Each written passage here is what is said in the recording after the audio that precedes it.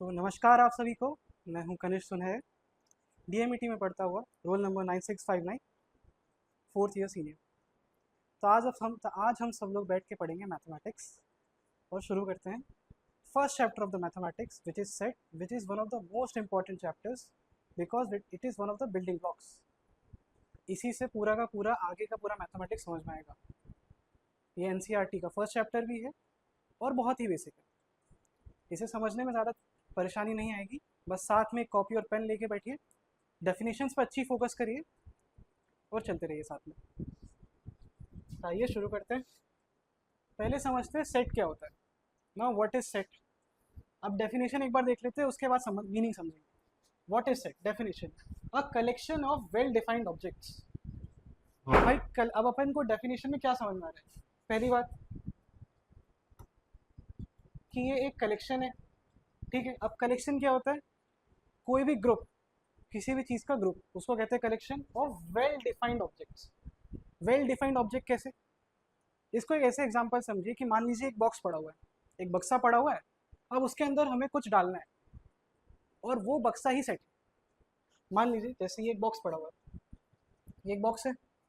इस बॉक्स में मैंने दो बॉल डाल दी, एक रेड डाल दी और एक मैंने दूसरी बॉल डाल दी, मान लीजिए ब्लू डाल दी, ठीक है। दो बॉल डाल दी, तो ये हो गया, ये बॉक्स हो गया सेट। और ये जो बॉल्स हो गई, दो बॉल्स हो गई, ये हो गई इसके एलिमेंट्स। अब वेल डिफाइंड ऑब्जेक्ट का मतलब ये होता है कि डिफाइंड है कि इस बॉक्स के अंदर क्या जाएगा। अगर वो डिफाइंड अच्छी तरह से है तो वो सेट होगा। मान लीजिए कि मेरे को एक सेट बनाना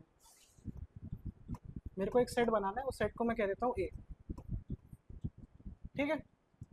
मुझे उस सेट में क्या डालना है कि सारे वॉवल्स जो कि एबीसीडी में आते हैं। तो क्या क्या वॉवल्स आते हैं, ए, ई, ए, आई, ओ, यू, ठीक है। ये होते हैं वॉवल्स। अब इसके अंदर कुछ और आ सकता है क्या, नहीं आ सकता, मतलब ये वेल डिफाइंड है। तो ये क्या हो गया, ये हो गया सेट। जिस भी चीज़ के अंदर अपन वेल डिफाइंड बता सकते हैं कि अगर अपने पास दो चीज़ें पड़ी हैं तो हम बता सकते हैं कि ये जाएगी ये नहीं जाएगी सेट में, तो वो हो गया सेट।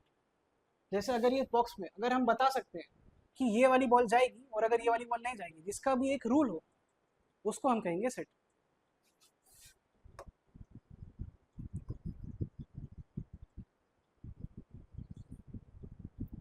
अब बताओ, अब देखते हैं दूसरी definition, the objects which belongs to the sets are called elements। जैसा हमने पहले वाले एग्जांपल में देखा, अपने दिमाग में जब भी एक सेट का सोचो तो एक बॉक्स बना लिया करो, सबसे आसानी समझ में आएगा कि एक बॉक्स है, ये हो गया मेरा सेट।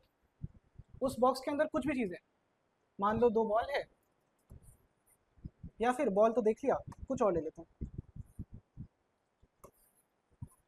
उस बॉक्स के अंदर कुछ नंबर्स है, जैसे 1 2 3 4।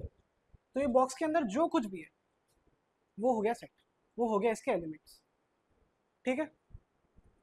इसमें कोई प्रॉब्लम नहीं होनी चाहिए। अब नोटेशन क्या होती है, नोटेशन मतलब कैसे रिप्रेजेंट करते हैं, मतलब कैसे उसको लिख सकते हैं, उसको कहते हैं नोटेशंस। नोटेशंस क्या होती है, sets are denoted by English capital letters which is A B C. अब ये ज़रूरी नहीं है कि हमेशा ऐसे ही रिप्रेजेंट करें, ये एक आम तरीके से रिप्रेजेंट करते हैं, मतलब कॉमन वे है, बट कंपलसरी वे नहीं है। ज़रूरी नहीं कि यही होगा, बट ये आम तौर पे यही दिखेगा। जैसे अगर मेरे को कोई सेट लिखना है तो मैं ऐसे लिखता हूँ सेट ए, और अगर मुझे उसके अंदर एलिमेंट्स लिखने हैं तो मैं ऐसा वाला ब्रैकेट बनाऊंगा और लिखूंगा ए बी।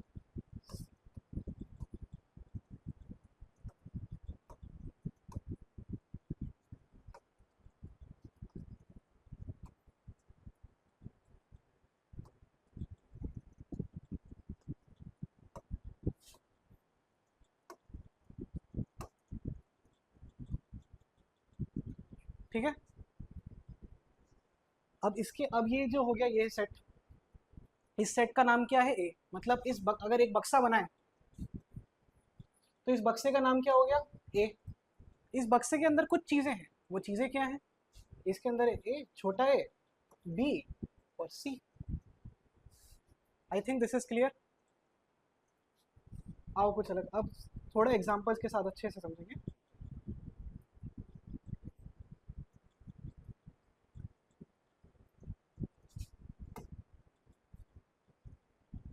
अब बात आती है रिप्रेजेंटेशन। अब रिप्रेजेंटेशन, अब मान लो मैंने तो बक्सा बना दिया, अब क्या हम एग्जाम में भी बक्से बना के आएंगे? क्या बड़ी बड़ी कॉपी में बक्से बने रहते? नहीं। तो हमको किसी तरह उसको उसको लिखना पड़ेगा, एक लाइन के अंदर लिखना पड़ेगा। कैसे लिख सकते हैं? तो उसको लिखने के कुछ तरीके होते हैं, कुछ फॉर्म होते हैं। एक ही टाइप के बक्से, एक ही टाइप के सेट को लिखने के कुछ फॉर्म्स होते हैं, उन फॉर्म्स को समझना पड़ेगा। ठीक है। पहला फॉर्म क्या आता है? वो होता है लिस्टिंग मेथड, जिसको रोस्टिंग मेथड, रोस्टर मेथड और टेबुलर मेथड भी कहते हैं। अब ये क्या होती है? इसमें हम कुछ नहीं करते, इसमें हम कोई भी सेट को इस टाइप के ब्रैकेट के अंदर लिख देते हैं, और बीच में हर एलिमेंट के बीच में, एलिमेंट समझ में आ गया, हर एलिमेंट के बीच में अपन लगाएंगे कॉमा। जैसे मान लो एक सेट है ए, वो सेट इक्वल टू किसके है? मतलब ये एक सेट किस चीज को दिखा रहा है? जैसे इसके अंदर मान लो इसमें दिखा रहे नंबर्स 1 2 3। ठीक है। अब देखो,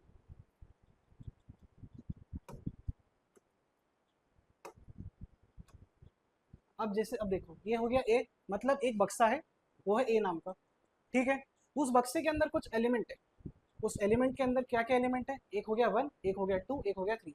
मतलब इसके अंदर कितने एलिमेंट हो गए? 3 एलिमेंट हो गए। ठीक है। अब इसको अपन रिप्रेजेंट कैसे करा? अपन ने दो ये ब्रैकेट बनाए, इस टाइप के ब्रैकेट बनाए, और उनको, और हर एलिमेंट के बीच में एक कॉमा डाल दिया। इस टाइप के रिप्रेजेंटेशन को अपन कहते हैं रोस्टर रिप्रेजेंटेशन, रोस्टर मेथड और लिस्टिंग मेथड। और इसको एक एग्जांपल समझते हैं। मान लो कि मेरे पास, मुझे रिप्रेजेंट करना है कि कितने, कि prime number, first 5 prime numbers मुझे रिप्रेजेंट करने हैं एक सेट में। मुझे फर्स्ट प्राइम नंबर का सेट बना के देना है, उसको मैं, उस सेट का मैं नाम रख देता हूँ पी। उस एग्जांपल के साथ एक सेट बनाना है प्राइम नंबर्स का।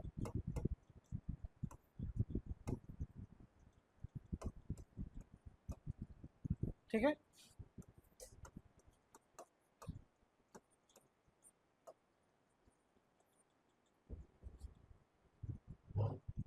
इसको रुको, इसे डायरेक्ट लिख।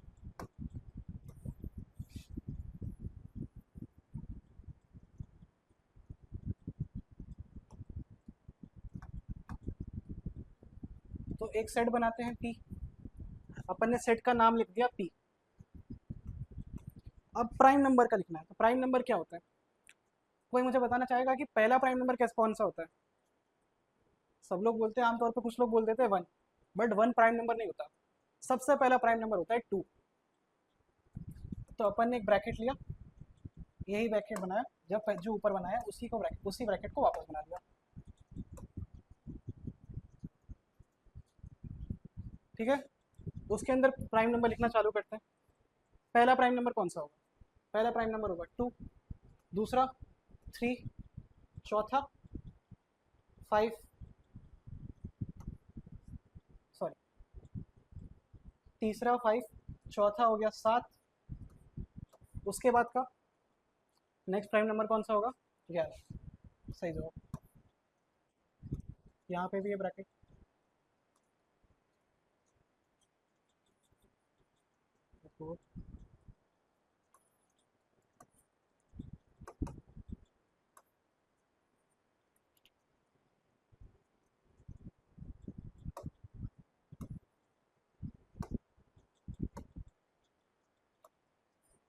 तो ये ब्रैकेट बनाना बहुत ही टिपिकल काम है, ऐसे बनता नहीं बोर्ड पे थोड़ा।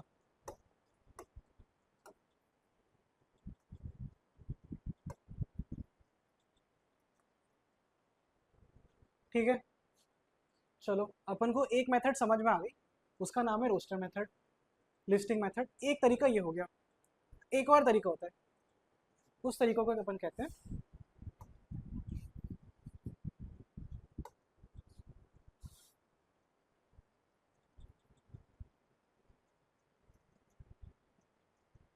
Set builder method. अब सेट बिल्डर मेथड क्या होती है? सेट बिल्डर मेथड में कुछ नहीं होता, इसको अपन रूल मेथड और प्रॉपर्टी मेथड भी कहते हैं। अब रूल मेथड और प्रॉपर्टी मेथड क्या?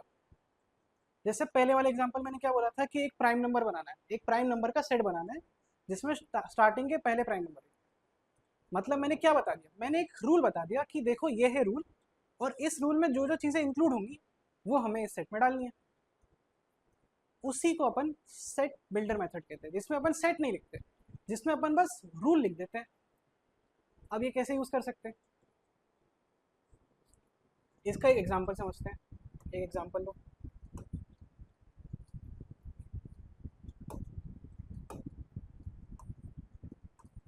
एक एग्जांपल लो। मान लो मुझे एक सेट बनाना है, आर नाम का एक सेट बनाते हैं, ठीक है। उस सेट की क्या स्पेशलिटी होनी चाहिए, उस सेट के अंदर क्या रूल लगना चाहिए, उस सेट के अंदर क्या क्या एलिमेंट होना चाहिए, उन एलिमेंट्स के अंदर क्या रूल लगेगा। तो आओ कुछ सोचते हैं।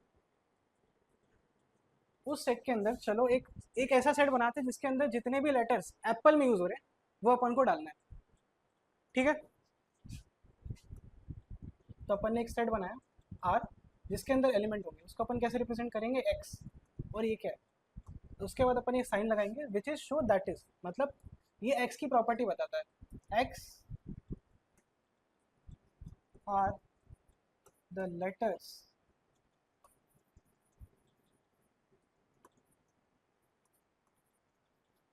used in the word apple,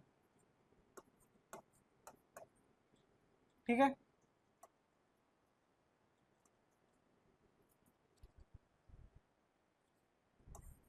ये ब्रैकेट का याद रखना, इस ब्रैकेट से ही सबसे ज़्यादा प्रॉब्लम होती है, क्योंकि ये ब्रैकेट के मार्क्स काट लेते हैं।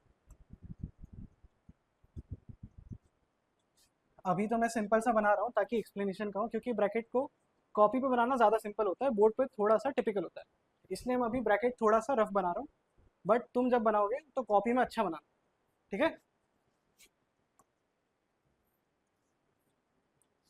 अब आओ, अब इसको कैसे लिखे, अपन ने एक रूल डिफाइन कर दिया कि अपन को एक सेट बनाना है जिसके अंदर सारे लेटर्स होंगे जो कि वर्ड एप्पल के अंदर आते हैं। तो सोचते हैं, अपन ने लिखा आर, वापस से बनाए ब्रैकेट। अब बताओ लेटर्स कौन से आते हैं वर्ड एप्पल के अंदर। आप बोलोगे सर सबसे पहले तो वर्ड ए आता है, ठीक है। उसके बाद बोलेंगे सर पी आता है, ठीक है। उसके बाद यहाँ पे देख रहे हो सर वापस पी आता है, चलो लिख देते हैं, तुम्हारे कह रहे हो तो लिख देते हैं। वापस सर कहते हो एल आता है सर, चलो एल भी लिख दिया। फिर तुम कह रहे हो सर ई आता है, चलो भाई ई भी लिख दिया। Is it a correct representation of a set? नहीं। क्यों? क्योंकि एक सेट में कोई भी नंबर, कोई भी एलिमेंट वापस रिपीट नहीं होता। वापस सुनो, एक सेट के अंदर कोई भी एलिमेंट वापस रिपीट नहीं होगा। इसमें क्या हो रहा है, इसमें पी 2 बार रिपीट हो रहा है, कैसा होगा? नहीं। तो एक्चुअल सेट क्या होगा?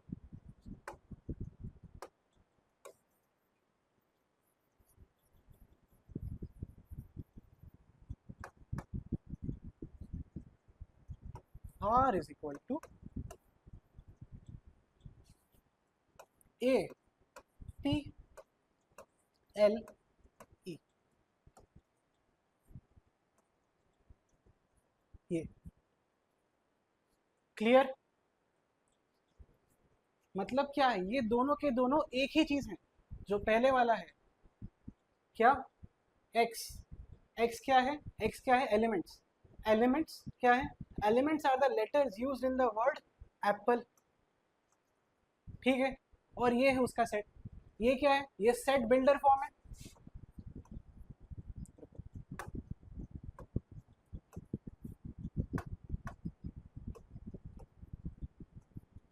ये सेट बिल्डर फॉर्म है।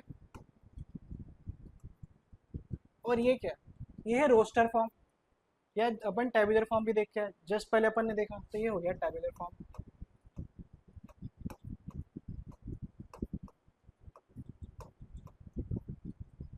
ठीक है। क्लियर? चलो नेक्स्ट पे चलते हैं।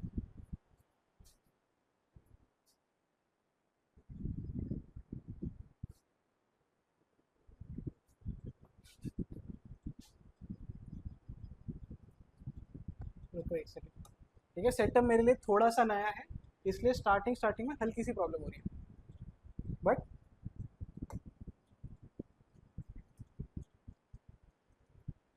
एक सेकंड। अभी ये क्वेश्चन है, क्वेश्चन बाद में करेंगे। चलो टाइप्स ऑफ सेट पहले समझने से पहले कुछ एक दिन बेसिक क्वेश्चंस करते हैं कॉन्सेप्चुअल क्वेश्चन सेट्स पे, ठीक है।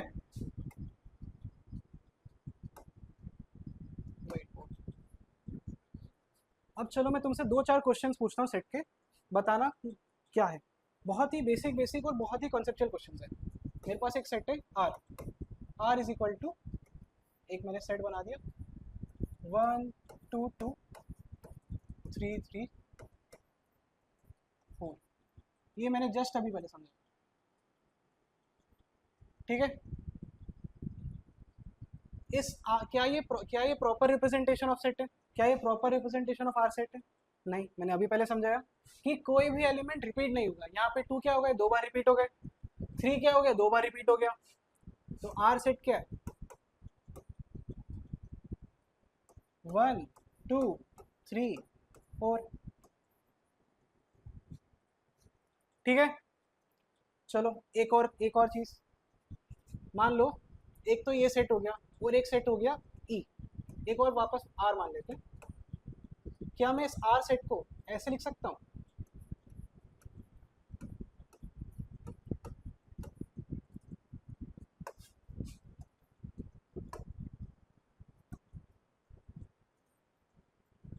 क्या मैं इस आर सेट को ऐसे लिख सकता हूँ? तो आंसर है हाँ, मैं लिख सकता हूँ। देखो एलिमेंट्स को तुम किसी भी अरेंजमेंट में अरेंज कर सकते हो, मतलब एलिमेंट्स या तो मैं 1 2 3 4 लिख दूँ, या तो मैं 1 3 4 2 लिख लूँ, या तो मैं 2 4 3 2 लिख लूँ, या तो मैं 2 4 3 1 लिख लूँ, कुछ भी लिख सकता हूँ। बस मुझे सारे के सारे एलिमेंट्स इस सेट में अरेंज करने हैं। अच्छा मुझे बताओ क्या एलिमेंट क्या क्या हो सकते हैं तुम्हारे हिसाब से? चलो कुछ एग्जांपल देखते हैं।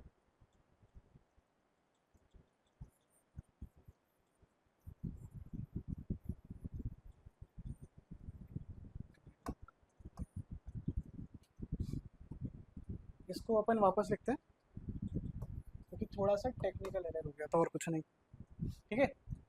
जैसे अपन क्या बना रहे थे, एक सेट बना रहे थे। देखो बच्चों, मैं भी यार पहली बार थोड़ा बोर्ड पे फर्स्ट टाइम पे ट्राई कर रहा हूँ, इसलिए हल्की सी बोर्ड का थोड़ा समझने में टाइम लगेगा। जैसे जैसे अभी तुम टेक्निकल एरर्स पे ध्यान मत दो, अभी तुम समझने पे ध्यान दो, क्या तुम्हें समझ में आ रहा है? Are you getting what I am saying? मतलब क्या जो मैं समझा रहा हूँ तुम्हें समझ में आ रहा है? अगर तुम्हें समझ में आ रहा है तो बताओ, ठीक है। अपन ने एक सेट बनाया, उसमें अपन ने लिखा x, ठीक है।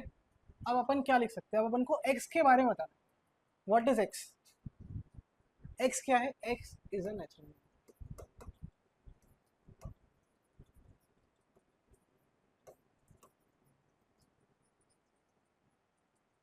ठीक है। अब बताओ इसका मैं कैसे बना सकता हूँ, इसका मुझे सेट बनाना है तो मैं कैसे बनाऊँ? मैं बहुत सर आपने बोला बहुत बेसिक सा है। नेचुरल नंबर कहाँ से चालू होते हैं, जीरो से कि वन से? वन से।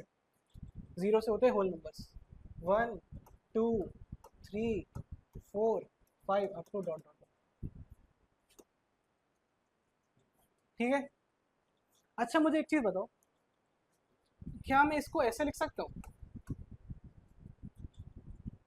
1 4 5 6 अप टू डॉट डॉट, मतलब मैं 2 को हटा सकता हूँ, 2 और 3 को, या फिर मैं कोई भी नंबर को माइनस कर सकता हूँ। हटा मतलब माइनस करना, मतलब बिना बिना लिखे सिर्फ इसको लिख सकता हूँ। क्या मैं एक ऐसा सेट बना सकता हूँ, क्या मैं इसका ऐसा रिप्रेजेंटेशन कर सकता हूँ जिसमें 2 और 3 नहीं है, बाकी सारे हैं, अप टू 1 से लेकर इन्फिनिटी तक सारे नंबर है, बस 2 और 3 नहीं है? क्या ऐसा पॉसिबल है? नहीं, दिस इज रॉन्ग, ये गलत, ये रिप्रेजेंटेशन सही। क्यों भाई?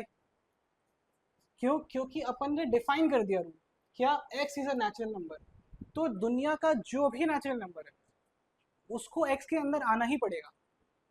जो भी एलिमेंट इस डेफिनेशन को पूरा करता है उसको इस सेट के अंदर आना पड़ेगा। तो मैं अपनी मर्जी से नहीं कर सकता कि सर मैं 1 नहीं लूंगा, मैं 6 नहीं लूंगा, मैं 8 नहीं लूंगा, बाकी सब ले लूंगा, बस मुझे ये 4 नंबर अच्छे नहीं लगते तो मैं नहीं डालूंगा। नहीं, अगर इस डेफिनेशन में कोई नंबर आता है तो अपन को उसको डालना पड़ेगा। तो ये रिप्रेजेंटेशन सही है और ये गलत है। ठीक है, चलो ये कुछ बेसिक कॉन्सेप्ट है जो पता होने चाहिए, ये बहुत बेसिक्स है। रुको यार, एक तो पहली बार पढ़ा रहे ना, नहीं सॉरी, पहली बार क्या बोर्ड पे स्टार्ट कर रहे हैं, तो थोड़ा सा नया सेटअप है मेरे लिए भी, इसलिए थोड़ा सा टेक्निकल प्रॉब्लम। चलो अब वापस अपन आते हैं अपनी उस पीपीटी पे।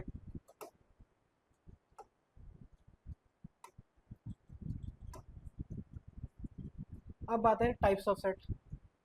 अब मैंने बता दिया, अब तुमको पहले पता चल गया पहली बात व्हाट इज सेट, क्लियर है, एकदम अच्छे से क्लियर है। उसके बाद अपन को पता चल गया सेट के अंदर कुछ होता है उसको अपन एलिमेंट्स कहते हैं। वो एलिमेंट्स कुछ भी हो सकते हैं, उस एलिमेंट का वो एलिमेंट जो भी उस सेट में हो सकता है वो एक अलग से सेट भी हो सकता है। ठीक है, अब अपन आते हैं कि इस टाइप के कितने टाइप के सेट हो सकते हैं। अपन ने जो अभी लिखा वो था रोस्टर मेथड और था सेट बिल्डर मेथड। ये टाइप्स नहीं है, ये है उनकी टाइप्स ऑफ उनका रिप्रेजेंटेशन के तरीके।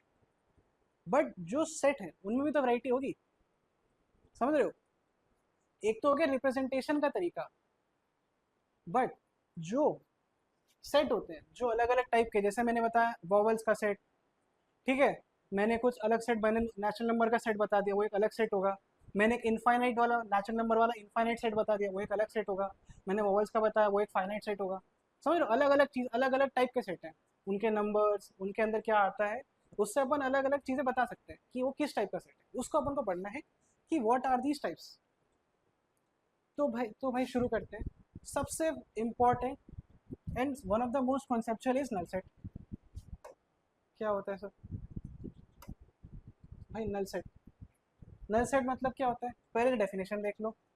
अ set which has no elements denoted by phi और खाली ब्रैकेट, ये हो गया नल सेट।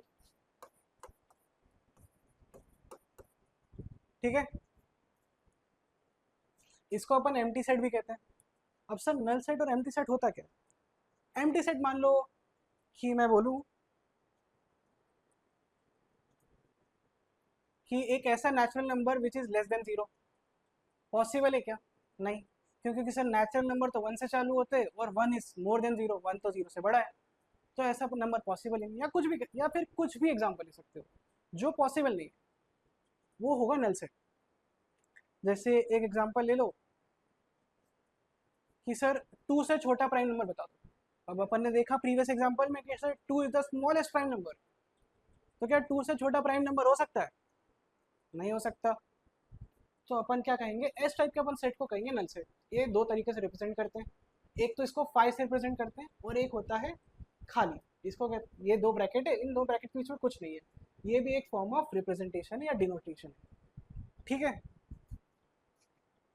अब दूसरा अपना आ गया, ये हो गया अपना फर्स्ट। दूसरा अपना आ गया second, singleton set. Singleton set, single single समझ में आ रहा है? सिंगल, सिंगल मतलब एक, सिंगल मतलब अकेला, अकेला मतलब क्या, अ set which has only one element, मतलब एक ही एलिमेंट होगा, एलिमेंट नंबर नहीं। मतलब अगर मैंने बोला कि सर एक सेट मैंने ले लिया क्यू, और क्यू की जगह कुछ ऐसा ले लो जो समझ में जो थोड़ा सिंपल हो। मैंने एक सेट ले लिया एफ, ठीक है, अब मैंने बोला सर मुझे एक सिंगलटन सेट बनाना है, तो या तो मैं एफ को एस, या तो मैं एक एस कौन सेट बना सकता हूँ, मैं एक सेट बना सकता हूँ,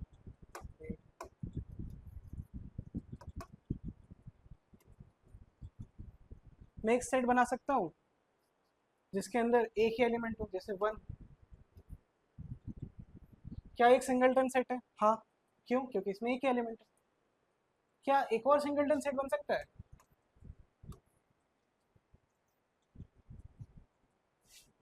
जैसे इसमें एग्जांपल में क्या z या फिर n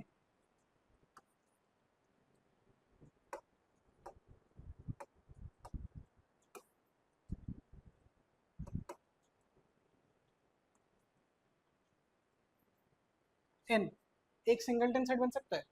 अब n इसमें क्या बता रहा है? n इसमें बता रहा है नेचुरल नंबर्स, 1 से लेके इन्फिनिटी तक के सारे नेचुरल नंबर्स को अपन एक फॉर्म से रिप्रेजेंट करते हैं, वो है n। क्या n एक सेट हो सकता है? क्या n एक सिंगलटन सेट हो सकता है जिसके अंदर एक एलिमेंट हो n?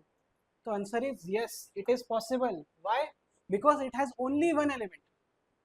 देखो, एलिमेंट समझने के लिए एक बहुत बेसिक चीज समझना, कितनी बार ब्रैकेट है, कितनी बार कॉमा है। क्या इसमें कोई कॉमा है?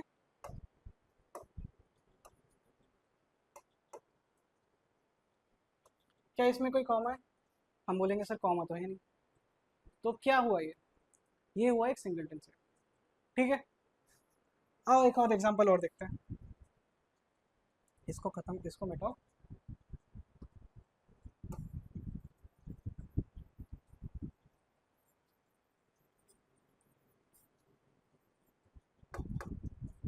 ठीक है, एक एग्जांपल और देखते हैं। क्या मैं f को ऐसे लिख सकता हूँ?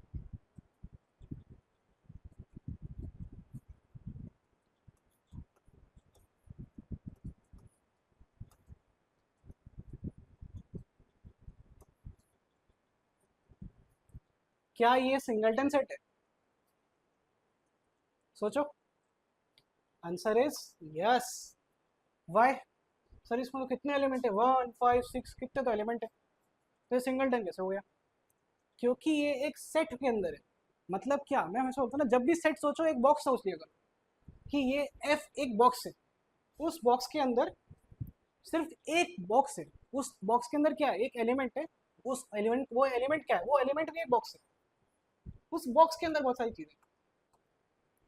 समझ रहे हो? मतलब ये जो एफ बॉक्स है, उसमें क्या है, उसके अंदर बस एक खाली बक्सा पड़ा है, उसके अंदर एक बक्सा पड़ा है, सिर्फ खाली नहीं, बक्सा पड़ा हुआ है।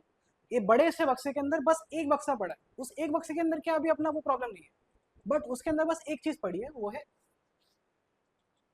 है एक बॉक्स। ये है एक सेट जिसके अंदर तीन चीजें, तीन एलिमेंट है, बट ये एक ही सेट को रिप्रेजेंट करे। और ये क्या है, ये भी एक सिंगलटन सेट है। क्लियर? चलो, अब बात आती है finite sets and infinite sets.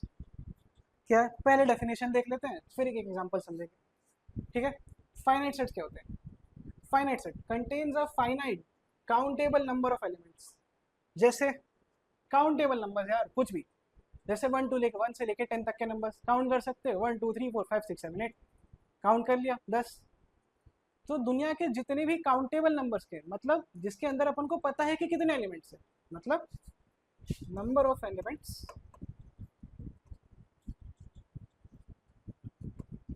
Are defined.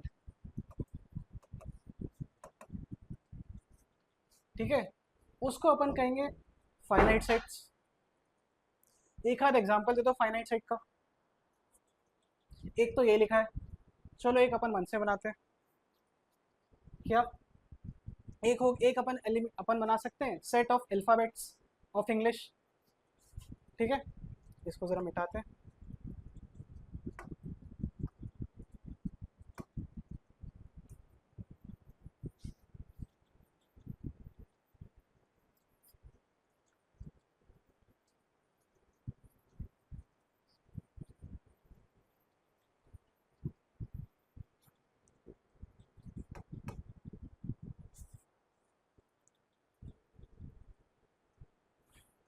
ठीक है, अब set of alphabets in English कितने होते हैं भाई?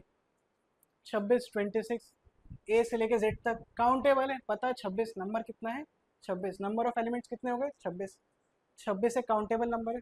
हाँ, तो अपन लिख सकते हैं, अपन ने एक सेट ले लिया अल्फाबेट का, उसको अपन कुछ भी लिख सकते हैं। हाँ, ये लिख लो, A B C D E up to Z. ठीक है, ये हो गया अपना एक सेट ऑफ अल्फाबेट्स, ये हो गया एक finite set.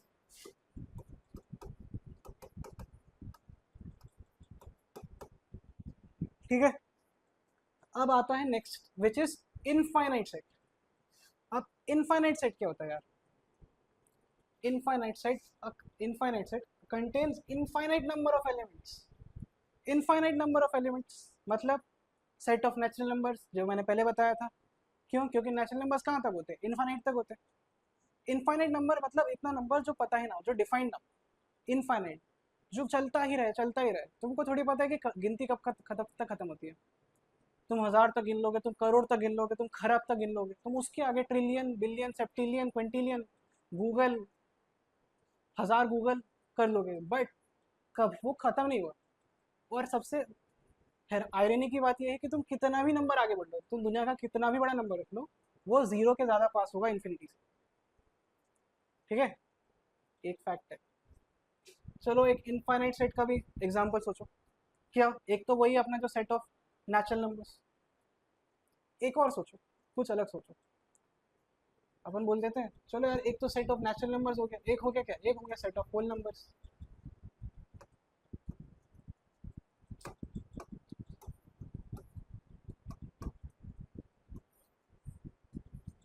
Set of whole numbers क्या हो गया?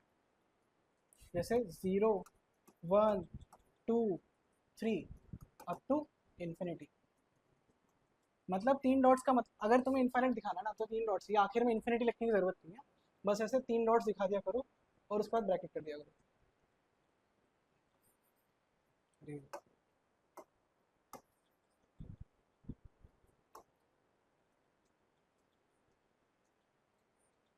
ठीक है, ये हो गया तुम्हारा सेट ऑफ इनफाइनाइट नंबर्स। अब मेरे ख्याल से कुछ लोगों को शायद तक प्रॉब्लम आ रही होगी, सर होल नंबर्स क्या होते हैं, इनफा क्या बोलते हैं, नेचुरल नंबर्स क्या होते हैं, इंटीजर्स क्या होते हैं, रेशनल्स क्या होते हैं, रियल क्या होते हैं। ठीक है, ऐसा करो, इसको एक बार समझ लेते हैं अलग से। व्हाइट बोर्ड कहाँ गया?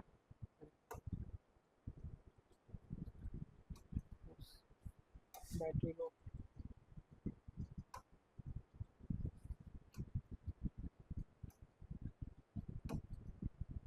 ठीक है, सबसे छोटे नंबर्स होते हैं, सबसे छोटे होते हैं नेचुरल नंबर्स। नेचुरल नंबर्स का सेट कहाँ से चालू होता है? 1, 2, 3, 4 अप टू इन्फिनिटी। ठीक है, उसके बाद अभी तुम ब्रैकेट्स को मत देखना, अभी बस एक्सप्लेनेशन के लिए दे रहा हूँ। उसके बाद आते हैं, उनसे बड़े होते हैं होल नंबर्स। कितने से बड़े होते हैं? एक एलिमेंट से बड़े होते हैं। क्यों? क्योंकि होल नंबर में क्या आता है? ये रिप्रेजेंटेशन के तरीके का बता रहा हूँ। एन, डब्ल्यू, एन का मतलब नेचुरल नंबर्स, डब्ल्यू का मतलब होल नंबर्स। ठीक है, ये कहाँ से चालू होते हैं? 0 से। 0, 1, 2, 3 अप टू सो वन। ठीक है, उसके बाद क्या होते हैं? उसके बाद आते हैं इंटीजर्स, मतलब नेगेटिव वाले। इंटीजर्स को कैसे रिप्रेजेंट करते हैं?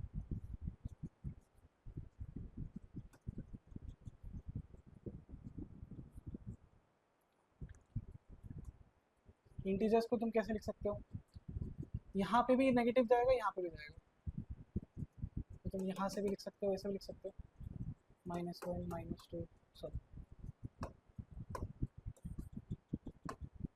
-2, -1, 0, 1, 2। ठीक है, उसके बाद क्या होते हैं? इंटीजर्स के हो गए। अब आते हैं रैशनल नंबर्स। रैशनल नंबर्स क्या होते हैं? रैशनल नंबर्स को तुम पी और क्यू के फॉर्म में लिख सकते हो, मतलब न्यूमिनेटर और डिनोमिनेटर के फॉर्म में लिख सकते हो। अब ऐसा भी क्या होता है? अपन इनफाइनाइट सेट अपन ने कर लिया था, इनफाइनाइट सेट अपन को समझ में आ गया था। ठीक है, अब आगे बढ़ते हैं।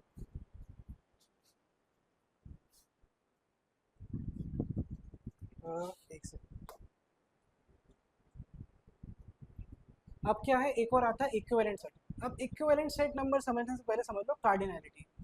कार्डिनैलिटी कुछ नहीं होता, मतलब एक सेट के अंदर कितने नंबर ऑफ एलिमेंट्स हैं, उसको अपन कहते हैं कार्डिनैलिटी ऑफ कार्डिनल नंबर्स। ठीक है, अब इक्विवेलेंट सेट क्या होता है? Two finite sets. Finite sets पता है, बता दिया, जिसमें डिफाइंड हो कि कितने नंबर ऑफ एलिमेंट्स पता नहीं, पहले से पता हो। A and B are equivalent if they have the same number of elements. Number of elements. We write this as Na is equal to NB. चलो एक एग्जांपल समझते हैं। जैसे एक सेट ले लो, ए ले लो, ए ले लो, इसमें ले लिया 1 2 3, अपन ने एक सेट ले लिया ए, ठीक है। दूसरा अपन ने सेट ले लिया बी, इसमें अपन ने ले लिया ए बी सी, ठीक है। क्या ये इक्विवेलेंट सेट है? Answer is yes. Why? Sir दोनों के एलिमेंट तो अलग है, एक में तो आपने 1 2 3 लिखा है, एक में तो एबीसीडी लिखा है, तो इक्विवेलेंट कैसे हो गए? क्यों? क्योंकि नंबर ऑफ एलिमेंट सेम है। इसमें कितने एलिमेंट्स है? 3। इसमें कितने एलिमेंट्स है? 3। तो ये होगा इक्विवेलेंट सेट्स, ठीक है। अब आते हैं इक्वल सेट्स। पहले डेफिनेशन पढ़ो, फिर एक एग्जांपल समझते हैं। Two sets A and B are equal if they have the exact same elements. मतलब पहली बात तो क्या? पहली बात तो नंबर सेम होना चाहिए, ठीक है। मतलब n A is equals to n B, सबसे पहली बात, ठीक है। दूसरी बात, एलिमेंट्स भी सेम होने चाहिए। सिंबॉलिकली कैसे देखेंगे इसको? इफ एक्स बिलोंग्स टू, ये बिलोंग्स टू का साइन होता है, बिलोंग्स टू ए, मतलब implies ये belongs to और ये implies, ठीक है। implies x belongs to b,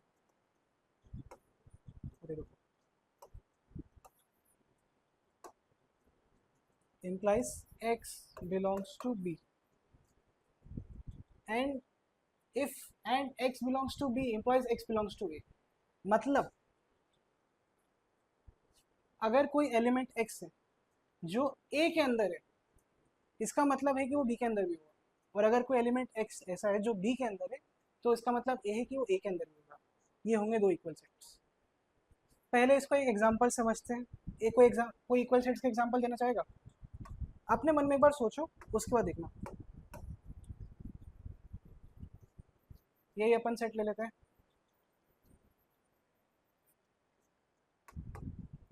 अपन ने एक सेट ले लिया, a इज इक्वल टू,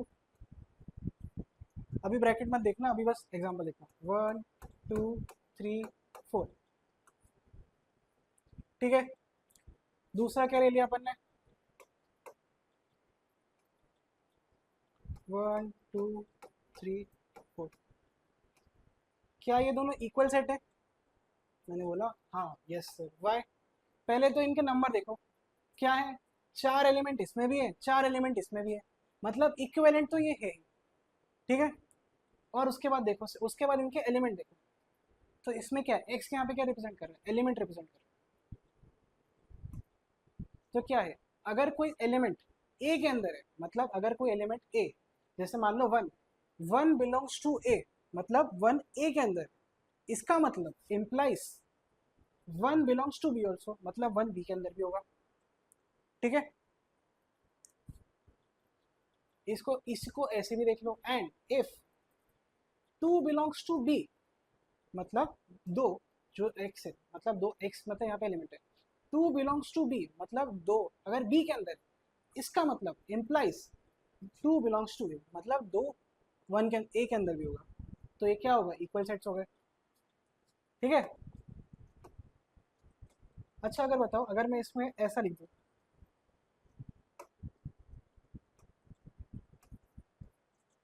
2 1 4 3, क्या अभी भी इक्वल सेट होंगे? या फिर यहाँ पे मैं एक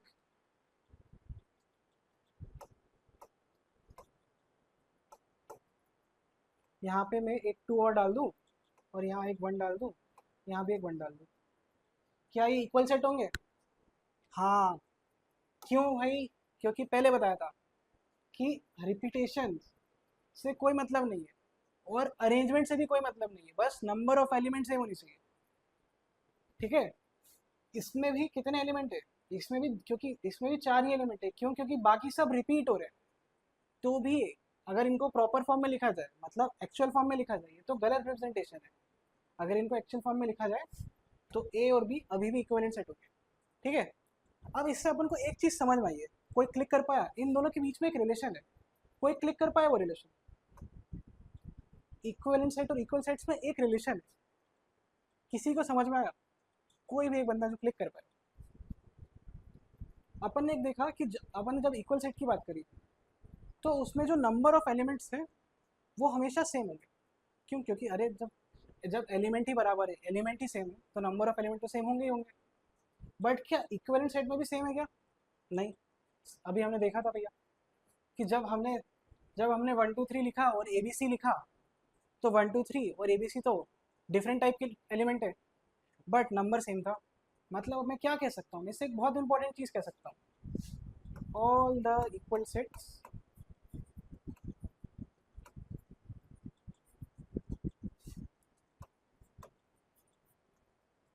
आर इक्विवेलेंट सेट्स।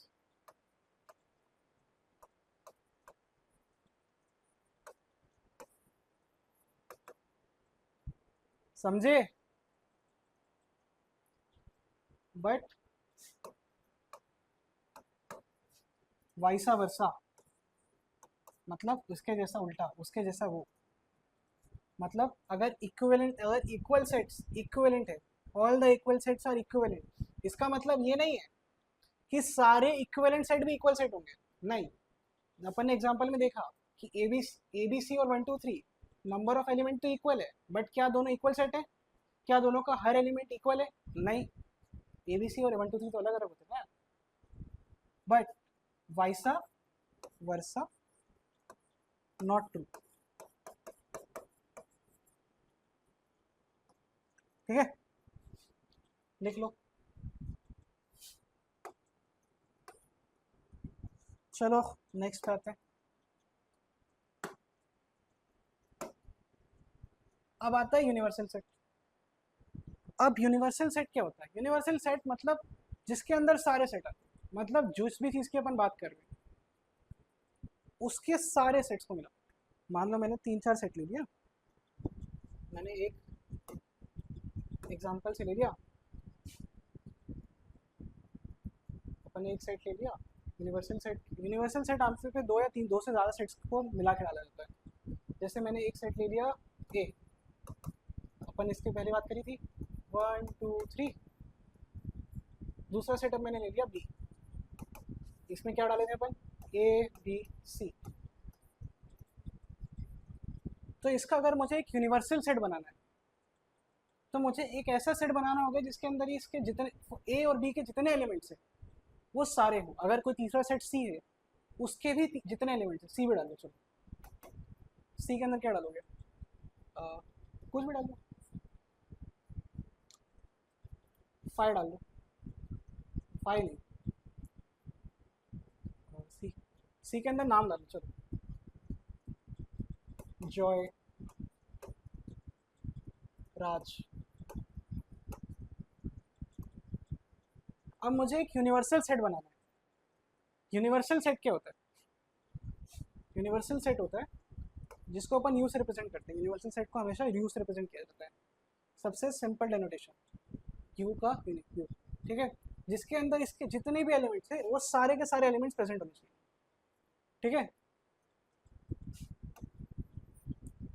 तो होगा 1 2 3 ए बी सी, ठीक है। और क्या होगा? जॉय। और क्या होगा? राज। और क्या होगा? 5। 5 क्यों है सर? देखो इतनी देर से मैं तुम्हें एग्जांपल दे रहा था, बट जब भी तुम एक सेट लिखो तो एक चीज याद रखना, जो नल सेट होता है, null set is a part of every set.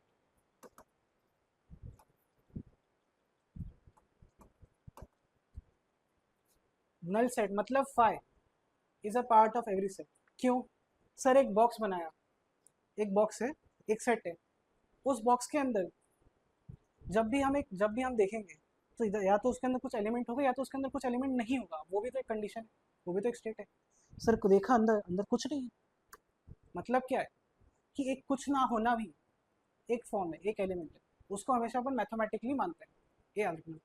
Null set is a part of every set, और नल सेट को कैसे रिप्रेजेंट करते हैं? 5। तो ये होगा यूनिवर्सल सेट। अच्छा, अब इसमें एक बहुत कॉन्सेप्चुअल क्वेश्चन, क्या अगर मैं सी को हटा दूं, बी को भी हटा दूं और 2 को रख दूं, और इसकी जगह मैं 4 डाल दूं और इसकी जगह मैं ई डाल दूं, एफ डाल दूं, तो क्या ये यूनिवर्सल सेट है? Answer is no. वाई?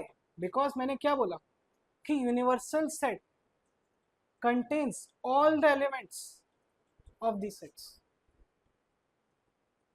मतलब इन सेट के अंदर जितने भी एलिमेंट है वो तो होना ही चाहिए, एडिशनल एलिमेंट हो सकते हैं, बट इनके अंदर जितने भी एलिमेंट है वो तो होना ही चाहिए। मतलब अगर मैं यहाँ पे, मुझे इनके अंदर ऐड करना पड़ेगा, ये ब्रैकेट को थोड़ा कम, ये ब्रैकेट को हटाओ,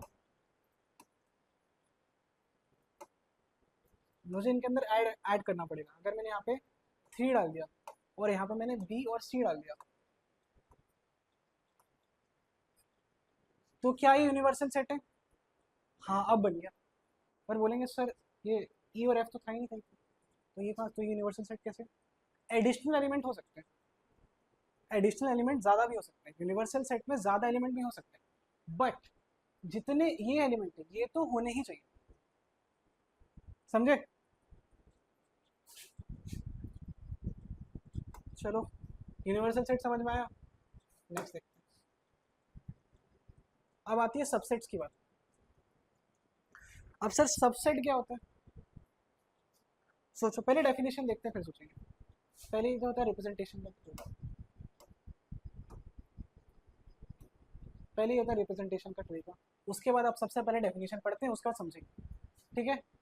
if each element of set A is also an element of set B, then A is a subset of B. Meaning, एक एग्जांपल समझते हैं। चलो मान लो एक सेट ए, इसको अपन डाल देते हैं 1 2 3, और एक सेट है बी, डाल लो, इसको अपन लिख लेते हैं 3 2 1 4 5 6। ठीक है? अब यहाँ पे देखो, पहले सेट ए के एलिमेंट्स क्या क्या है? सेट ए के एलिमेंट्स है सर 1 है 2 है 3 है। सेट बी के एलिमेंट्स क्या क्या है? 2 है 3 है 1 है 4 है 5 है 6 है। ठीक है? अब एक बार डेफिनेशन पढ़ो। If each element of set A, मतलब सेट ए के अंदर जितने एलिमेंट है, is also an element of set B, is also an element, मतलब 1 2 3 1 2 3 2 1 है तो भाई elements, then A is a subset of B. कैसे रिप्रेजेंट करें? इस तरह से।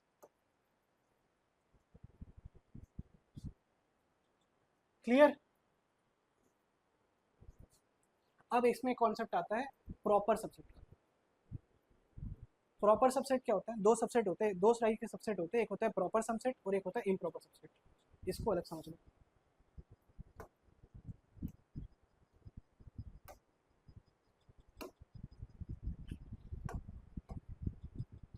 ठीक है? एक होता है प्रॉपर और एक होता है इम्प्रॉपर। चलो मान लो कोई एलिमेंट है, अपन एक वापस वही सेट, वो एग्जांपल ले लेते हैं। सेट क्या है? 1 2 3 4 5 4 1 2 3। ठीक है? अभी ब्रैकेट्स में देखना, अभी एग्जांपल समझो, अभी डिनोट नहीं कर रहे, अभी अपन समझ रहे हैं। इसमें क्या आते हैं? 1 2 3 4 5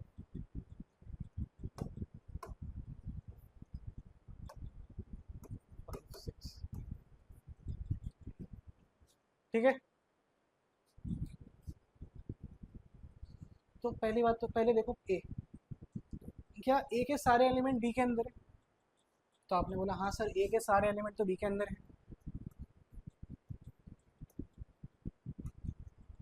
ठीक है? दूसरा क्या बोला सर आपने? आपने बोल, दूसरी बात क्या है कि A should not be equal to B, मतलब ए और बी सेम नहीं होने चाहिए, ए और बी इक्वल सेट नहीं होने चाहिए। इक्वल टू का साइन मतलब क्या बता देगा? ए और बी इक्वल सेट है। क्या ए और बी यहाँ पे इक्वल सेट है? नहीं। तो A is a subset, A is a proper subset of B. एक बार वापस समझो, ए के अंदर कितने एलिमेंट है? 3 एलिमेंट है सर। कितने एलिमेंट हो गए? 3 एलिमेंट। बी के अंदर कितने हैं? 6। ठीक है, क्या ए के सारे एलिमेंट बी के अंदर है? हाँ सर है। तो ए सबसेट हो गया बी का। क्यों? क्योंकि ए के सारे एलिमेंट बी के अंदर है, अपन समझ गए। दूसरी बात क्या बोली? A shouldn't be equal to B. ठीक है, मतलब ए और बी बराबर नहीं होने चाहिए। बराबर है क्या सर? नहीं है। क्यों? क्योंकि 4 5 6 ए के पास तो है नहीं। अगर ये दोनों कंडीशन फुलफिल हो रही है, दोनों की दोनों कंडीशन फुलफिल होनी चाहिए, तो ये एक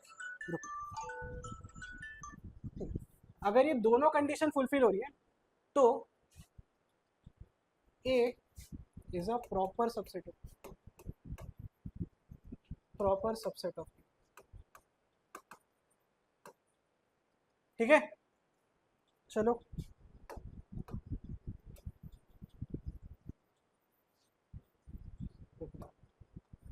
अब आता है इम्प्रॉपर सबसेट। इम्प्रॉपर सबसेट में क्या होगा? एक कंडीशन फुलफिल होगी, एक नहीं होगी। कौन सी फुलफिल नहीं होगी? पहली वाली तो हो ही नहीं सकती, वरना सबसेट ही नहीं कहलाएगा। तो दूसरी वाली फुलफिल नहीं होगी। मतलब एक सबसेट, अगर मैंने बोला ए क्या है,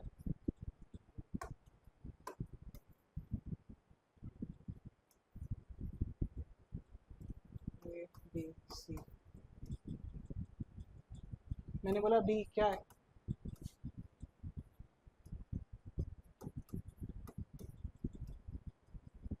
ठीक है, ए और बी, क्या ए के सारे एलिमेंट बी के अंदर है? मैंने बोला हाँ सर, ए के सारे एलिमेंट बी के अंदर है। ठीक है, तो फर्स्ट कंडीशन तो फुलफिल हो गई, all element of A should be present in the B, यानी A is a subset of B. दूसरी कंडीशन क्या थी? क्या ए बी के बराबर है? तो हाँ सर, ए और बी के तो बराबर है, क्योंकि 3 एलिमेंट है ए बी सी, उसमें भी 3 एलिमेंट है ए बी सी। तो क्या हुआ? ये हुआ इम्प्रॉपर सबसेट।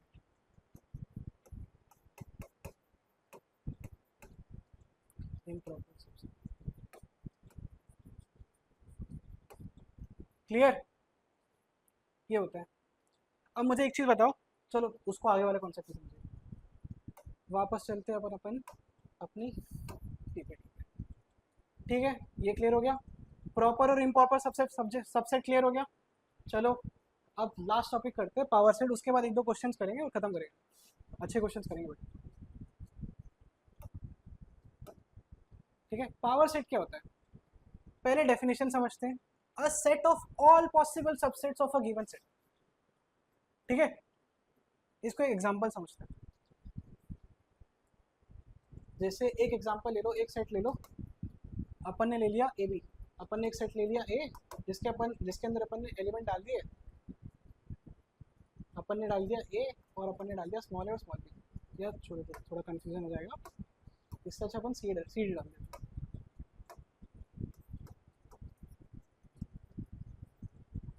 ठीक है, अब इसमें अपन को सबसेट बताना। सबसेट कैसे बताए सर? सबसेट क्या हो सकते हैं? इसका ऐसे क्या क्या एलिमेंट है, ऐसे क्या क्या सेट्स हैं जो इसके सबसेट हो सकते हैं? सर एक तो दो तो सिंगलटन सेट मुझे समझ में आ रहे हैं। कौन से दो सिंगलटन सेट समझ में आ रहे हैं? सर एक सिंगलटन सेट तो ऐसा हो जाएगा जिसमें सिर्फ सी होगा। ठीक है, एक सिंगलटन सेट ऐसा हो जाएगा जिसमें सिर्फ डी होगा। ठीक है, दो सिंगलटन सेट समझ में आ रहे हैं। एक तो मुझे पता है नल सेट तो हर सेट का सबसेट ही होता है, तो एक तो मैं 5 ही लिख दूंगा। ठीक है, और एक क्या मैं इसी को लिख सकता हूँ? क्या मैं इसका एक इम्प्रॉपर सबसेट भी तो लिख सकता हूँ? मतलब क्या लिख सकता हूँ? मैं सी और डी भी तो लिख सकता हूँ।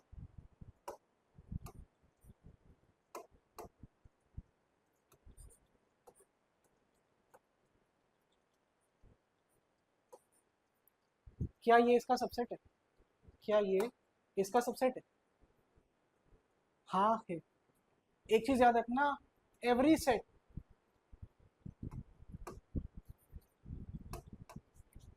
every set is a subset of itself.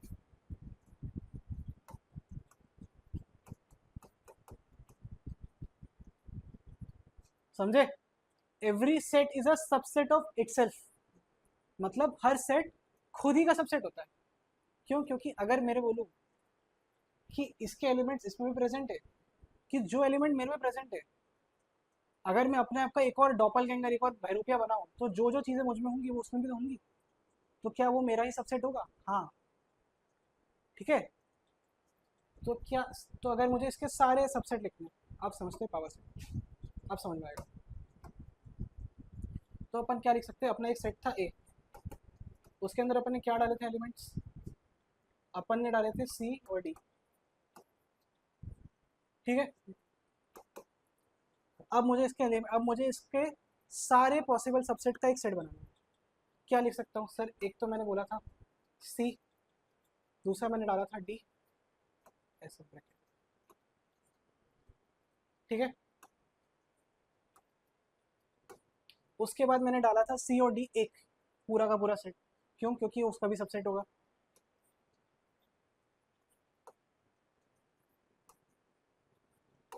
और एक मैंने डाला था फाइव। क्यों? क्यों? क्योंकि five null set is a subset of every set, ठीक है। क्यों? क्योंकि खाली जगह तो होगी ना, एम्प्टी स्पेस तो होगी ना, एक तो कोई कंडीशन ऐसी होगी। इसको ऐसे समझो कि तुम जब भी कोई एलिमेंट डाल रहे हो या निकाल रहे हो, तुम उस बॉक्स की एक फ़ोटो खींच रहे हो, तो तुमने एक फ़ोटो खींची सबसे पहले, कुछ नहीं है, फिर तुमने एक एलिमेंट डाला, फिर फ़ोटो खींची।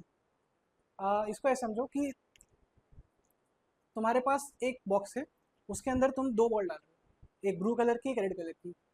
और तुम जब भी उस बॉक्स के अंदर कुछ एक्टिविटी कर रहे हो, तो तुम एक फ़ोटो खींच रहे हो, तो तुम्हारे पास जितनी भी फ़ोटो पड़ी उस बॉक्स की, उस बॉक्स की जितनी फ़ोटो तुम खींच सकते हो, वो होगा उसके पावर सेट्स, ठीक है। नंबर ऑफ एलिमेंट्स, तुमने एक फ़ोटो खींची, क्या हुआ? एक तो खाली बक्से की फ़ोटो खींच ली, हाँ। फिर एक रेड बॉल डाली, उसकी फ़ोटो खींच ली। फिर एक ब्लू बॉल डाली, उसकी फ़ोटो खींच ली। और अब दूसरी बार क्या करा? पहले, उसके बाद क्या करा? एक रेड और ब्लू बॉल दोनों एक साथ डाल दी, फिर उसकी फ़ोटो खींची। समझे? बस वही करा अपन। अपने पास कितनी फ़ोटो हो गई? चार। इसमें एलिमेंट कितने हो गए? चार, ठीक है। अब सर अपन को समझ में आ गया कि अगर दो एलिमेंट है, तो उसके कितने सेट, उसके कितने सबसेट बन सकते हैं? चार। बट मान लो ऐसे बहुत सारे, जैसे 5 एलिमेंट हो, 50 एलिमेंट हो, 100 एलिमेंट हो, तो क्या सबका बनाते फिरेंगे? ऐसे तो पूरी कॉपियाँ भर जाएंगी, कितने भी पन्ने हो सब भर जाएंगे, फिर क्या करें? फिर इसका एक फॉर्मूला होता है, बहुत बेसिक सा फॉर्मूला होता है।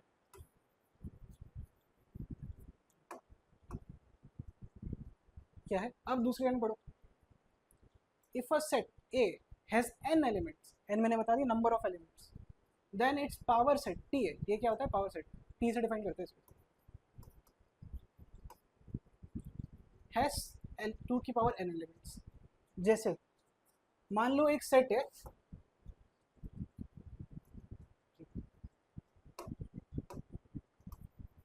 मान लो एक सेट है ए, मान लो एक सेट है ए, उसके अंदर कितने एलिमेंट्स है? 7 एलिमेंट्स। 1 2 3 4 5 6 7। तो मुझे बताओ, अगर मैं इसका एक पावर सेट बनाऊं, तो उसके अंदर कितने एलिमेंट्स होंगे? सोचो, ये लाइन पढ़ो, कितने एलिमेंट्स होंगे उसके? पी ए के अंदर कितने एलिमेंट्स होंगे? पी ए का जो पावर सेट है उसके अंदर कितने एलिमेंट्स होंगे? उसके अंदर एलिमेंट्स होंगे 2 की पावर 7। क्लियर? अब 2 की पावर 7 कितना होता है सर? इसके लिए थोड़ा याद रखो, ठीक है। 2 की पावर 4 16, 2 की पावर 5 32, 2 की पावर 6 64, 2 की पावर 7 128। तो पी ए के अंदर नंबर ऑफ एलिमेंट्स होंगे 128।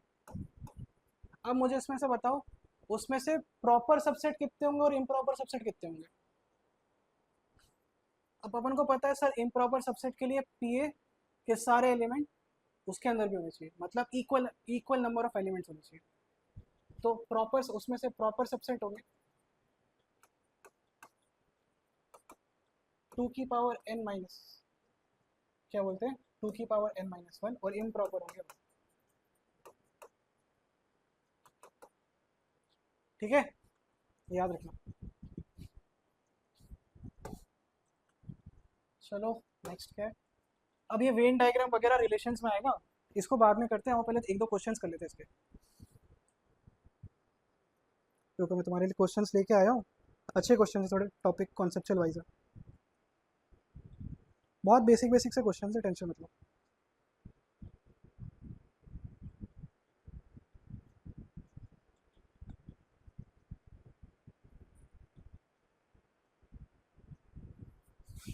और वाइट बोर्ड पे आते हैं।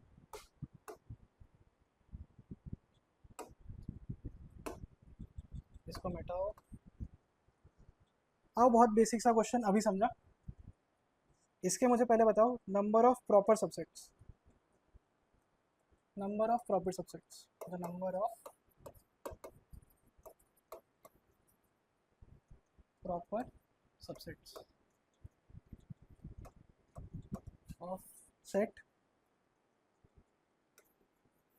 1 2 3। एक बार खुद से सोचो, बहुत ही सिंपल क्वेश्चन है, एकदम बेसिक लेवल। क्या, पहले तो अपन को पावर सेट का फॉर्मूला पता है, क्या होता है 2 की पावर n। इसके नंबर ऑफ पावर, इसके नंबर ऑफ सेट्स कितने, सबसेट्स कितने पॉसिबल है, कितने सबसेट इसके पॉसिबली बनाए जा सकते हैं। तो अपन क्या लिखेंगे, कितने नंबर ऑफ एलिमेंट है 3, तो अपन क्या लिखेंगे 3। 2 की पावर 3 क्या होता है 8। अब उसमें से प्रॉपर सबसेट कितने होंगे, होंगे अपन ने अभी फॉर्मूला लिखा 2 की पावर 3 -1। क्लियर। आओ कुछ और करते हैं।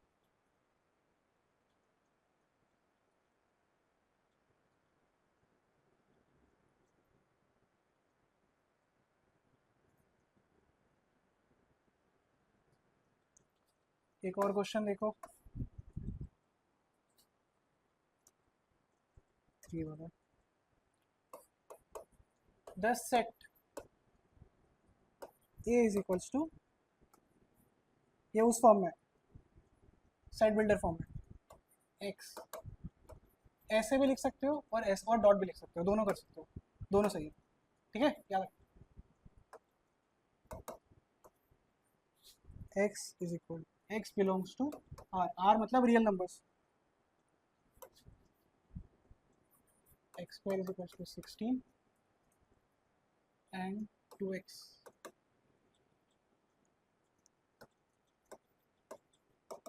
टू 6। ये कंडीशन दे रखी है इक्वल्स।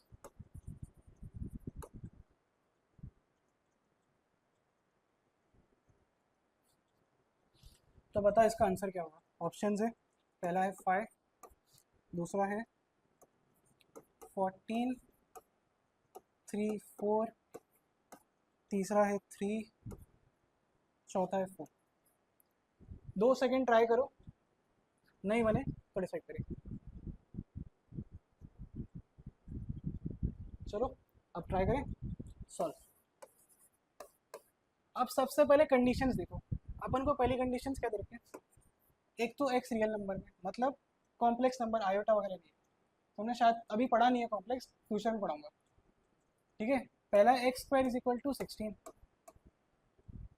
तो एक्स क्या हो जाएगा, सर दोनों साइड स्क्वायर रूट ले लो, और गया तो एक हो जाएगा एक्स स्क्वायर रूट, और ये हो जाएगा 16 स्क्वायर रूट।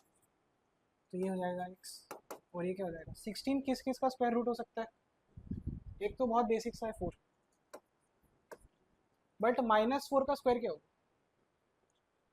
-4 इंटू -4 करेंगे तो क्या होगा, माइनस से माइनस कैंसिल हो जाएगा और बचेगा 16। मतलब 4 का भी स्क्वायर 16 है और -4 का भी स्क्वायर 16 होगा, याद रखना। ठीक है, तो x क्या हो सकता है 4 या -4। दूसरी कंडीशन क्या दे रखी है, 2x इज इक्वल टू 6। तो x क्या हो जाएगा 6/2।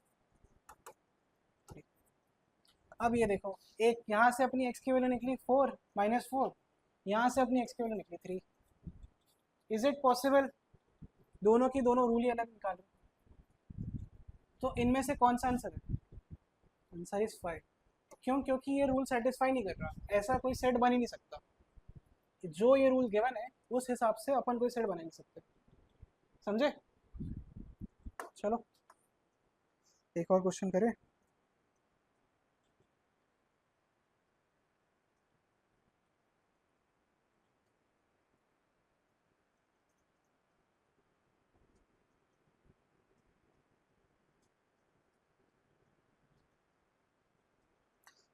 चलो ये पढ़ो, ये करो। एग्जाम्पल, ये लास्ट एग्जाम्पल है आज का, एग्जाम्पल 5। ये example, if two finite sets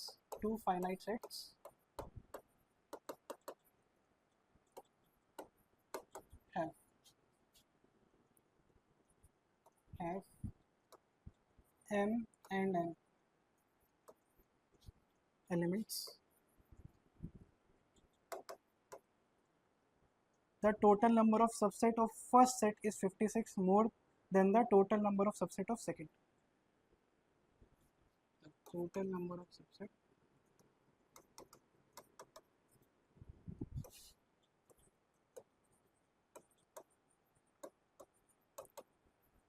first set is 56 more than the total number of second set. 66 more than the total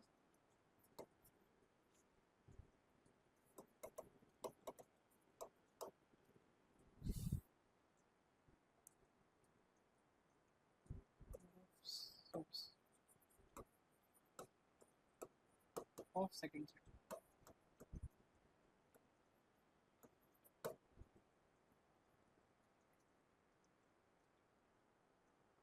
The value of mn, the value of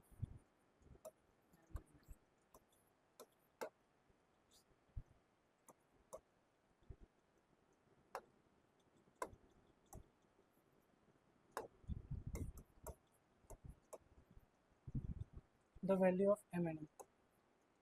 चलो एक बार के लिए खुद से ट्राई करो, थोड़ा पॉज करके एक बार सोच के देखो क्या हो सकता है। अगर बन गया तो स्टार्ट करते हैं, ठीक है। अब पहले क्या बोला है, पहले अपन को सबसे पहले क्वेश्चन अच्छे से पढ़ा करो इत्मीनान से, उसके बाद ही समझ आएगा। फर्स्ट ऑफ ऑल गिवन लिखो, पहले सोचो क्वेश्चन में क्या क्या दे रखा है। गिवन क्या दे रखा है, दो फाइनाइट सेट है, नंबर ऑफ एलिमेंट क्या है, चलो एक अपन ले लेते ए बी, ठीक है। तो एन ए कितना दे रखा है, 2 की पावर, सॉरी एन ए अपन को दे रखा है, एन ए अपन को दे रखा है एम, एन बी दे रखा है कितना,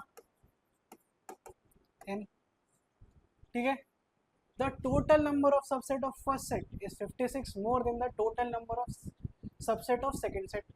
अब इसके टोटल नंबर ऑफ सबसेट कितने होंगे, इसका पावर सेट के अंदर नंबर ऑफ एलिमेंट कितने होते हैं, एक ही फॉर्मूला है उसका, 2 की पावर n। इसके टोटल नंबर ऑफ सबसेट कितने होंगे, 2 की पावर n, ये होंगे टोटल नंबर ऑफ सबसेट्स, ठीक है। अब क्वेश्चन देखो, अकॉर्डिंग टू द क्वेश्चन,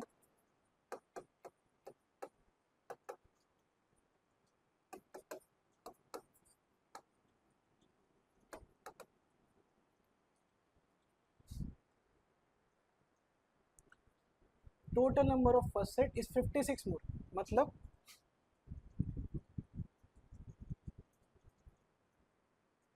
मैं ऐसा लिख सकता हूँ उसको, एक सेकंड, 2 की power m is equals to 2 की पावर n प्लस 56। देखो सोच के देखो, लिख सकता हूँ, हाँ।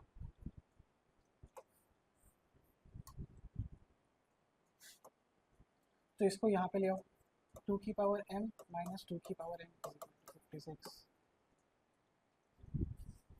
ठीक है। मैं बस 56 को यहाँ ले आया,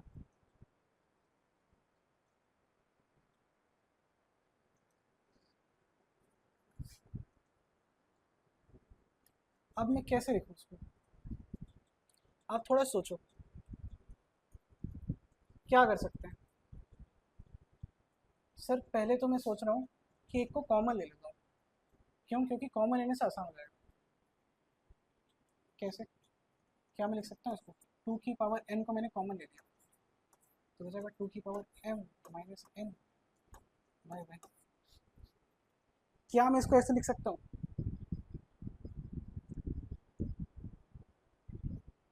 सोचो क्या करा मैंने, 2 की पावर n थी, अगर मैं 2 की पावर n को कॉमन ले लूँ तो यहाँ बचेगा 1, और मैं 2 की पावर m में से 2 की पावर n हटा दूँ तो ये बचेगा 2m-n। कैसे? एक एग्जांपल समझ लो, एक एग्जांपल ले लो। 2 की पावर अपन इसको ले लेते हैं, रुको,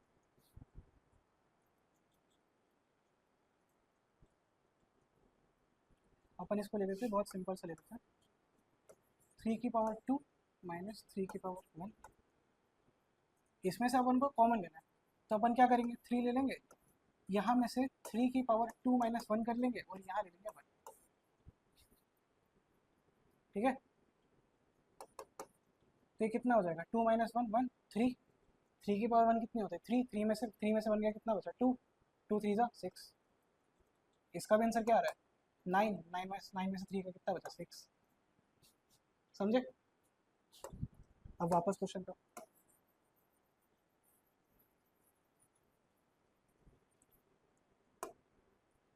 अब इधर देखो 56। अब सर इसको अपन को कुछ इस तरह फॉर्मेट में बनाना है कि इस तरह से कि ये दोनों एक दूसरे को सेटिस्फाई करें। सेटिस्फाई करें मतलब कैसे करें,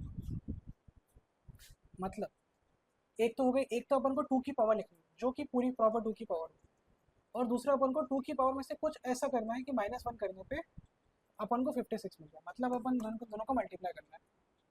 तो एक तो अपन 2 की पावर लिखेंगे, कौन सी 2 की पावर लिखेंगे यार, 56 आना चाहिए। तो क्या अपन 2 की पावर 83 लिख दें, नहीं। बहुत बड़ी पावर लिखेंगे तो क्या 56 आएगा 2 के मल्टीप्लिकेशन पे, नहीं।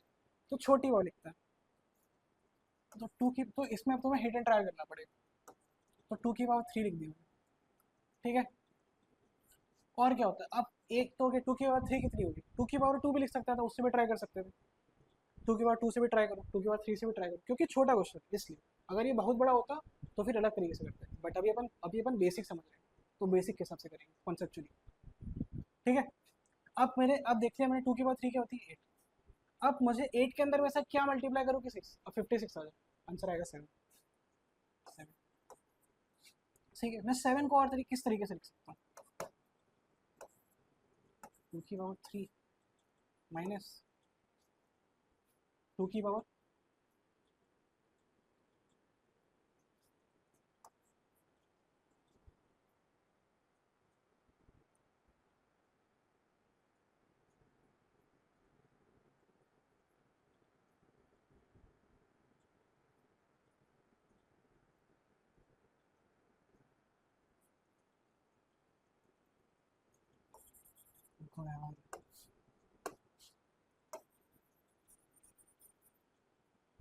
इतना क्लियर है, मैं 7 को और कैसे लिख सकता हूँ,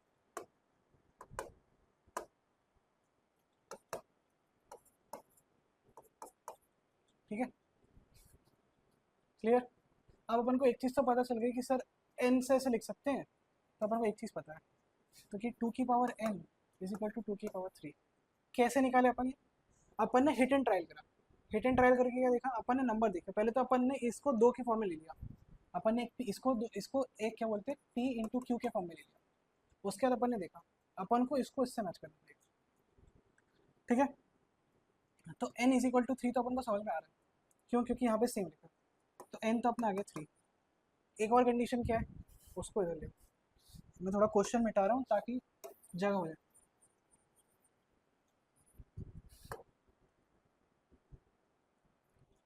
ठीक है, अब एक हो गया अपना 2 की power m minus 3 minus 1 is equal to 7।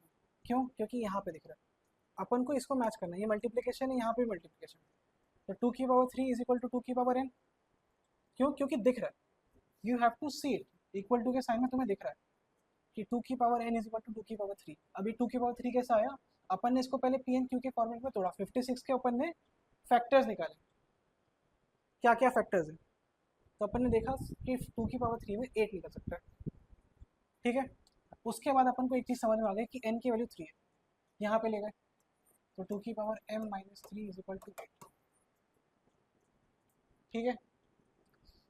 अब यहाँ पे अपन और डाल दो, तो 8 क्या होता है, 2 की पावर 3 होता है, तो 2 की power m minus 3 is equal to 2 की पावर 3, ठीक है। तो ये क्या हो जाएगा, 2 की पावर, अब पावर पावर हट गई, तो मतलब अगर ये दोनों इक्वल होने चाहिए तो उसके लिए ये वैल्यू इसके इक्वल होनी चाहिए, यार हॉटस्पॉट ज़्यादा हो गया थोड़ा, इसको भी थोड़ा हटा दो, इसको मैं साइड में छोटा सा लिखूँ। ठीक है, तो क्या होगा m minus three is equal to three. यहाँ तक क्लियर, क्योंकि अगर दोनों इक्वल होने चाहिए उसके लिए दोनों की पावर भी सेम होनी चाहिए। तो m minus three is equal to three होना चाहिए। क्यों? क्योंकि यहाँ पे अपन पूरा रिलेशन निकाल के लाए। देखो यहाँ से बन गया इधर 8, अब 8 क्या होता है, 2 की पावर 3 होता है, तो minus m minus three is equal to 2 की पावर 3। अब क्या हो जाएगा m, इसको यहाँ ले आओ, तो क्या हो जाएगा 3 प्लस 3 6। तो अपनी आंसर्स क्या आ गया, m is equal to 6, n is equal to 3। Clear? ये लास्ट क्वेश्चन एक बार फिर से खुद से ट्राई करना, नहीं समझ में तो बता। तो चलो